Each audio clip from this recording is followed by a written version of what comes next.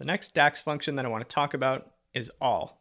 Now the all function either returns all of the rows in a table or all of the values in a column, completely ignoring any filter context. So here's what it looks like. Your first argument of the function is either the table name or the column name that you want to clear filters on. So you could point to the entire sales or transactions table here, or a specific column like product category from your products table. And keep in mind here that all does not return a single number. It returns a table or a subset of a table. So you'll almost never use all by itself. Instead, you'll use it as a component of other functions, most commonly calculate. Now, the second optional set of parameters or arguments here are column names. So if you've selected a column in your first argument as opposed to a table, you do have the option to list additional columns here that you'd like to clear filters on. The catch is that all of these columns must be fully qualified and include the table name, and they must all come from the same table. So, pro tip, instead of adding filter context or changing it like calculate does, all removes it.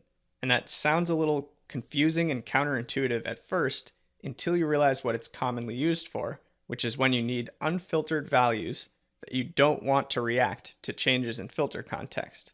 Great example, which we're going to practice, is a percent of total calculation, where your denominator, your grand total, needs to always remain fixed. So let's head to Power BI and give this a shot. All right, here in my report view, I want to practice adding two new measures using that all function. But again, we're not going to use all on its own. We're going to use it as part of a calculate function. And the first one that I think we should add is a measure to capture the grand total orders, or all orders across the board. That way we can take our existing measure, the total orders measure, and take a ratio to calculate something like the percent of grand total. So let me show you what I mean by that. This is going to be assigned to our sales table, since this is a sales related metric.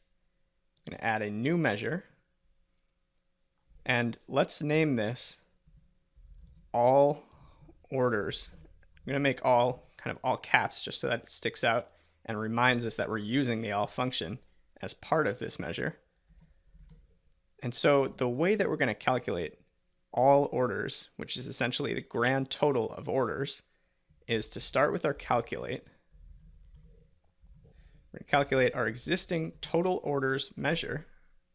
So here's where things get a little bit strange, because the calculate is now asking for the filter argument in our function. So this is where we would normally add filter context, like country equals USA, or quantity is greater than 1.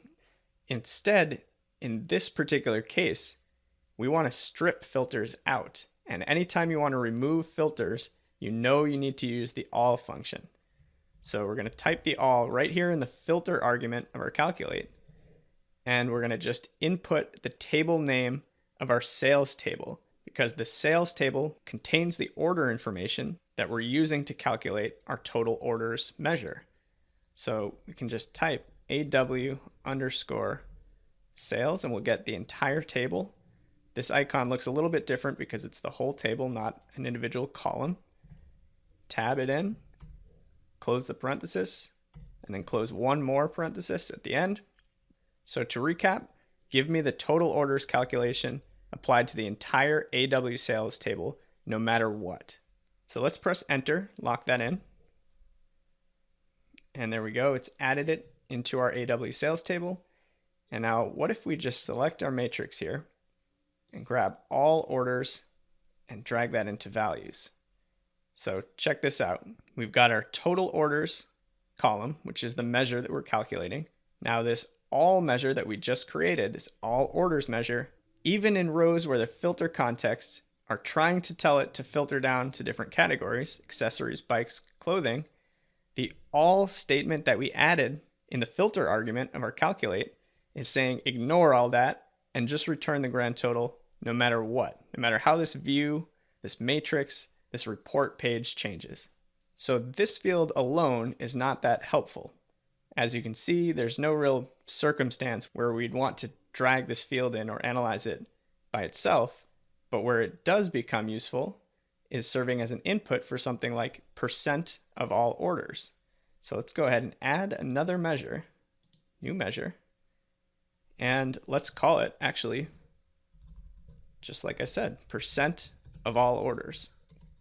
And what we're going to do here is basically just calculate the ratio of our original total orders measure divided by that brand new all orders measure. So that denominator, which is defined by the all function in the calculate, will never change. It's always the grand total. But the numerator, total orders, can change in reaction to different filter contexts, as you can see right here. So when we go ahead and lock that in, drag it into our matrix visual, we can go ahead and enter the modeling tab to format it as a percentage. And look at this, it totals to 100%, which is correct. And now we can see really interesting insight, like what percentage of the total orders do accessories account for? In this case, about 2/3. What about bikes? Just over half. Clothing, about 28%.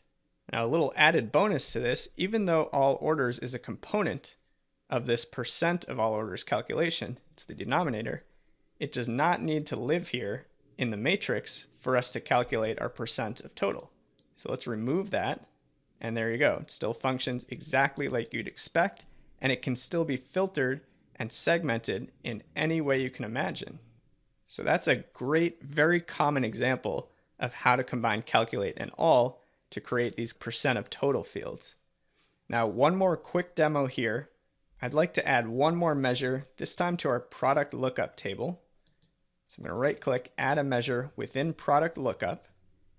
And for this one, I'd like to calculate the average retail price or the average product price across the entire table, which will essentially give me a single number that captures the average price across the entire product set.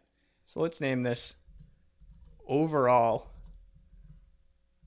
average price, okay? And remember, we've already calculated an average retail price just using that basic average function on its own. So now what we can do is calculate that measure, average retail price.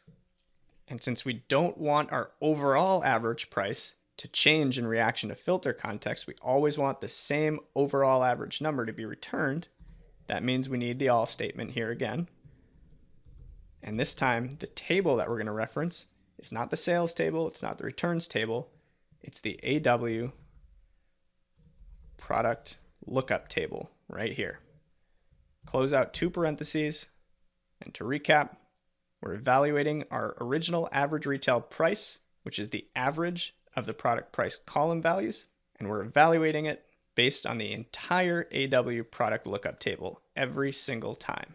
Press enter to lock it in.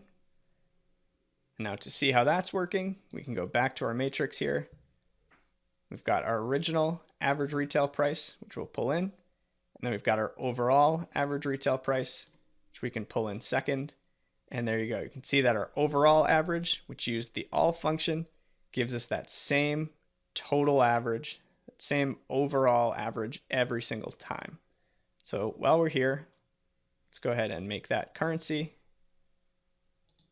$English. And there you go. So now we can see interesting things like the average price for accessories is well below the average.